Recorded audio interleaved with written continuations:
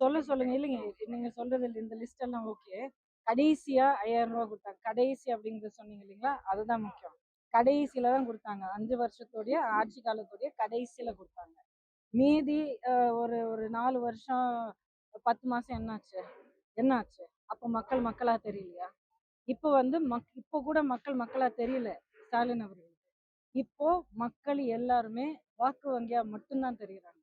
அதனாலதான் இந்த கடைசி 3 மாசம் 4 மாசங்கள்ல திடீர்னு எல்லா திட்டங்களும் நினைவுக்கு வருது.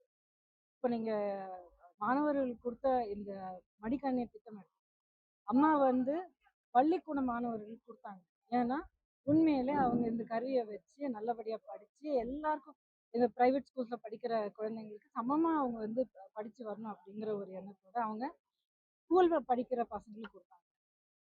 இவங்க திமுக ஸ்டாலின் அவர்கள் வந்து எந்த மாணவர்கள் டிகிரி படிக்கிற, அதுவும் ஃபைனல் இயர்ல இருக்கிற டிகிரி படிக்கிற மாணவர்கள் கொடுத்தாங்க.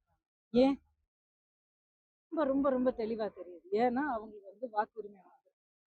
திரும்ப திரும்ப சொல்றேன், மக்கள் வந்து திமுகவுக்கும் ஸ்டாலின் அவர்களுக்கும் வெறும் ஒரு வாக்கு வங்கி மட்டும்தான். ஒரு கூட்டத்தை பார்த்தாங்கன்னா அவங்க வந்து மனிதர்களை பார்க்க மாட்டாங்க, வாக்குகளுடைய எண்ணிக்கை தான் பார்ப்பாங்க. இப்படிப்பட்ட ஒரு மோசமான ஒரு மனிதனுக்கே எதிர்த்த ஒரு ஒரு ஆட்சியும் ஒரு கட்சியும் ஒரு தலைவர்களும் கண்டிப்பாக தமிழ்நாட்டிலிருந்து அகற்றப்படும். மக்கள் இந்த தேர்தலில் அந்த முடிவு எடுப்பாங்க அப்படிங்கிறது நான் முழு மனதோட